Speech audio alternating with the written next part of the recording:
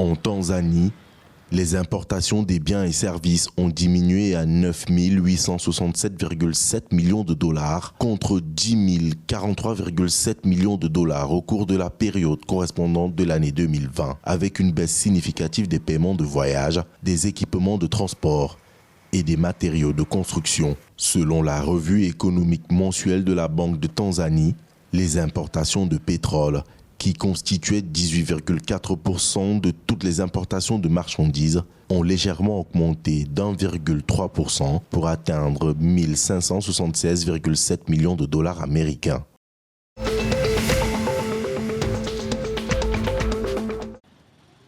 En Ouganda, 2 ans après le lancement du programme de déclaration volontaire des impôts, un total de 93 entités se sont manifestées.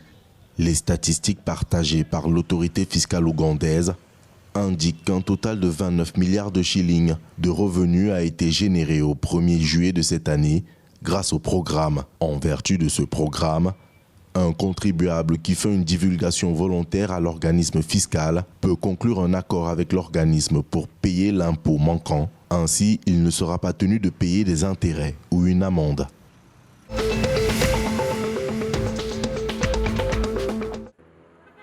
La diaspora éthiopienne aux États-Unis a transféré 757 294 dollars américains pour le barrage de la renaissance du Grand Éthiopien, selon l'ambassade d'Éthiopie aux États-Unis d'Amérique. À ce jour, 1 755 304 dollars américains ont été déposés sur le compte du barrage de la Renaissance. Le but de la construction du barrage, selon l'ambassadeur Fitou Marega, est d'éradiquer la pauvreté et l'obscurité en même temps en Éthiopie.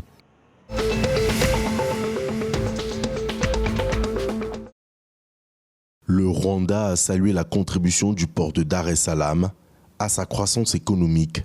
Pays enclavé, le Rwanda a vu au fil des ans plus de 80% de ses exportations et importations transiter par le port maritime de Dar es Salaam, qui gère plus de 90% du trafic de fret de la Tanzanie. L'ambassadeur du Rwanda en Tanzanie, le général Charles Karamba, a déclaré que le port de Dar es Salaam joue un rôle important dans l'économie rwandaise. Selon le diplomate, le Rwanda continue de dépendre du port maritime pour ses importations et ses exportations.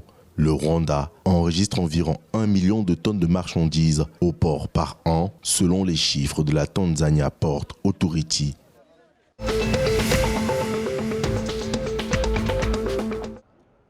Au Kenya, la Haute Cour de justice a procédé à l'annulation des mesures de confinement contre la Covid-19, notamment sur les rassemblements publics et la restriction des déplacements, ratifiée par le Comité consultatif sur la sécurité nationale. Dans sa décision, rendue par le juge Rima le 18 août 2021, la Haute Cour a déclaré qu'il s'agit d'une violation de la Constitution d'indiquer aux agents des forces de l'ordre comment s'acquitter de leurs fonctions.